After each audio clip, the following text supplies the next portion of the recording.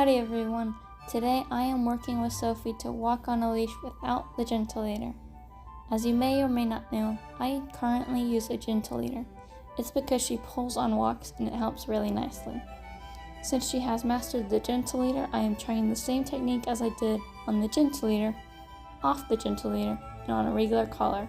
What I did with the gentle leader is I distracted her when showing signs that she is focused on something like a fence dog, a dog passing by, squirrel, stray cat, etc. When she cruised off to the side when looking around, I tightened my grip to let her know she was straying away, and she'd go right back to walking straight. Right here, she decided to roll in the grass. It took me forever to get her back up. I didn't use the gentle leader otherwise, so I'm hoping the same technique can work without the gentle leader. Having your dog chase you is a great way to get them to follow you. As you see, that is what I'm doing here. I am also rewarding with treats when we get to the other side. As you know in the last video, which was teaching your dog to lay down, I said I do not use treats on walks, since she is way too unfocused on me and more on the treats. Well, since I have less control over her without the gentle leader, I will go against it and bring treats.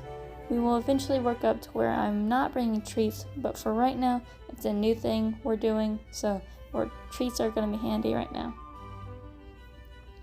If you're wondering why I'm not making a recall video or something similar, it's because I'm working with Sophie on standard leash training first, which I recommend everyone do with a dog before recall.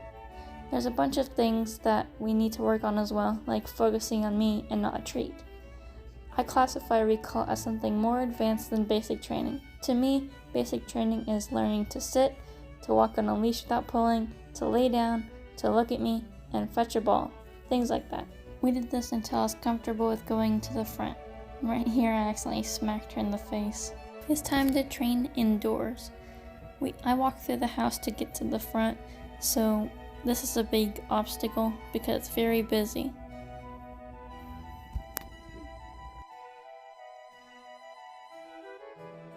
Here I'm trying to get her attention to sit down, but she's focused on everything else, so I put a treat at her nose and she sits.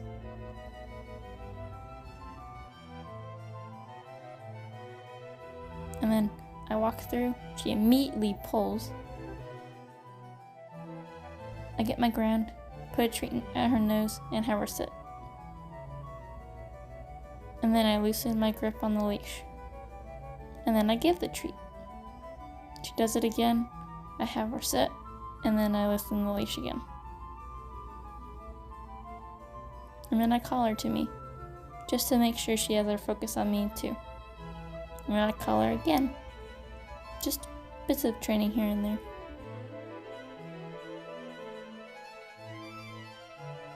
And then she decided to sit. So this is the front.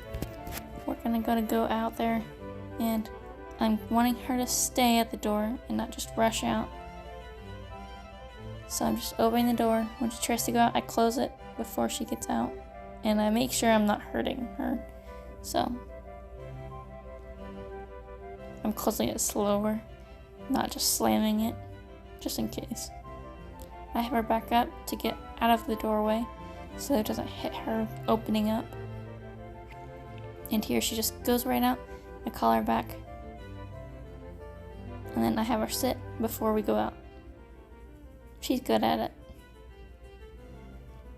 And then she's perked up a lot, so I try to get her attention. I use a lot of noises like hey, hey, hey, and everything. And then she comes.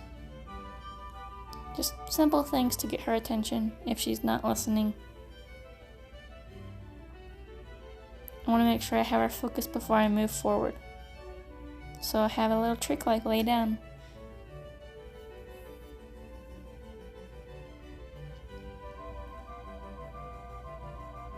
And then we go more to the front. And then I do some training here too. She's sniffing around, that's okay, but she's pulling, so it's not. It is, but it's not, you know? You know what I mean? You want her to sniff around, but you don't want her pulling you everywhere. So I'm just getting her focus again. We're not gonna walk in this video. That's for another time, because it started raining. We don't want to walk in the rain. Good girl. And that's pretty much it.